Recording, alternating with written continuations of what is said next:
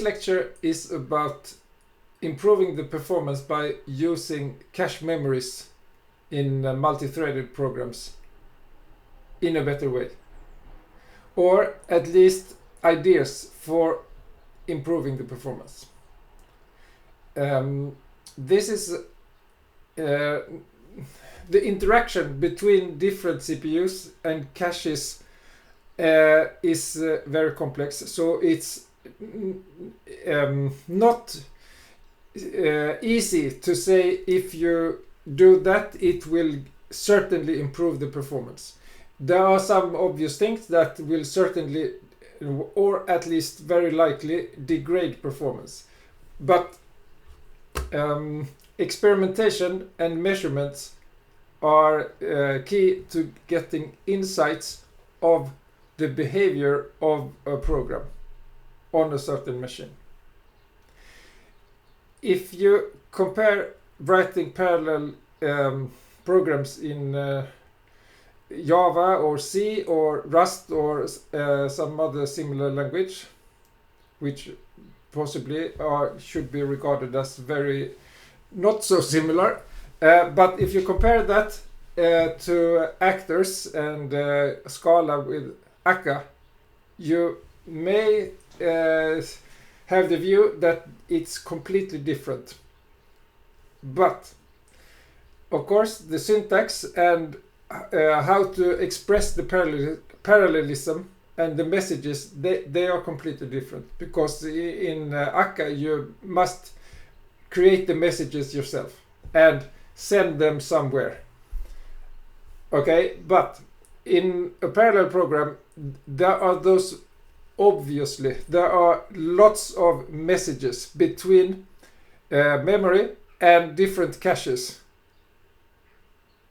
and these messages, waiting for them, is what often degrades performance. So if we can avoid these messages or in some way, then it is likely to improve the performance. So one of the goals with this course is that you should not think about the parallel program as the source code, but down to the CPU and cache coherence protocol. In C or Java, it is the hardware that creates the messages. In Akka, it is you. Well, of course, there will be hardware created messages in Akka as well, but you have to think about them for how the program should behave. And it's to a very large extent waiting for messages that takes time. So that is, that's a view that is very useful to have. Forget about the syntax. Think about messages and the computations in the CPU. Okay, so now we will look at some ideas for how to avoid such messages. Okay, that's a long explanation of the first slide without actually saying what I will talk about, but you have probably noticed already. So first I will introduce cache memories.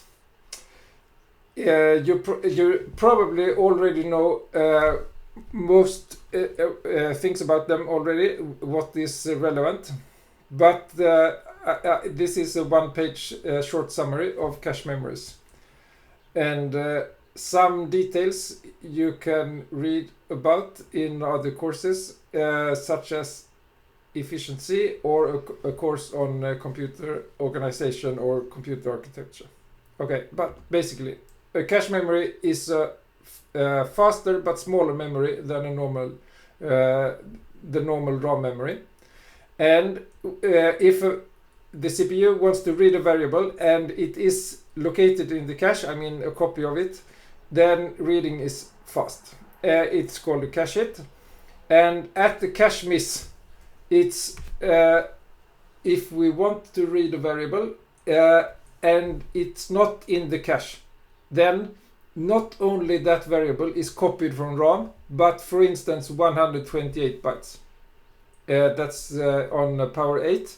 It's not specified in the Power architecture how many bytes should be transferred to or from, between the cache memories and the RAM. It's different for different generations of different implementations of the Power architecture. Okay, so what's bad with the cache miss? Well, it takes hundreds of clock cycles. So that's really terrible. And in addition, if we use sequential consistency, then it can, in addition, be a delay due to waiting for ownership. Well, there can be a delay also with the relaxed memory model if we do a release, and then we have to wait until all previous writes have completed. But say we have a copy of a certain variable and it's a shared copy, so any other CPU may have a copy as well, and then we want to write to it. So in sequential consistency, the CPU must, or the cache must have ownership of the cache block where that variable is located. So say we have a cache block and here is X and we have it in a shared state. We cannot just say we want to modify X. We have to get ownership of the whole cache block. Okay, and in sequential consistency, the CPU must wait until it has got that. And that results in, it can result in many messages if this copy, if this cache block was copied to different caches. Okay, and servicing cache miss takes certain time, and that is called the cache miss latency. Okay, one of the most fundamental ideas or things that happen in most programs is something called locality of references. And there are two kinds of this. First, temporal locality. It means that if we have used a variable, it's likely that we will use it soon again. So for instance, if we have a for loop with I, and then it's very likely that we will use I in this loop somewhere, and then increment it and reuse this variable. So it's likely it will be used again soon. Also, spatial locality. That's the other form of locality, and it means that if we use the variable at a certain address, it's likely that we will soon use a variable at the next address. So, and that happens, for instance, in a for loop that accesses arrays. So in the next iteration, we will need the variable in the next. In the next position in this array.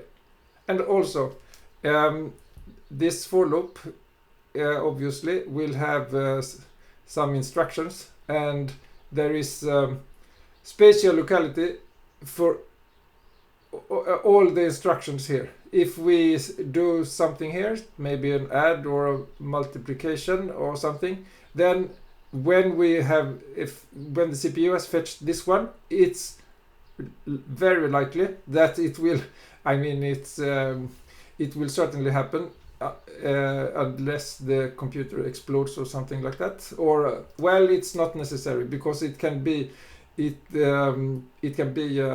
timeout, and this singular handler, for instance, terminates the program just before the multiplication. But that's not very likely. We will perform all the instructions that have no branch in between them. So that's spatial locality. And all these instructions also have temporal locality, because in the next iteration we will do the same instructions. Okay, so cache without locality of references in programs, cache memories would be completely pointless. And so the caches are designed, meaning the selected parameters of the size and how many bytes to fetch, etc., to be useful for programs that have locality of references. And from the software side, programs should be written to have locality of references. Otherwise, they will be very slow.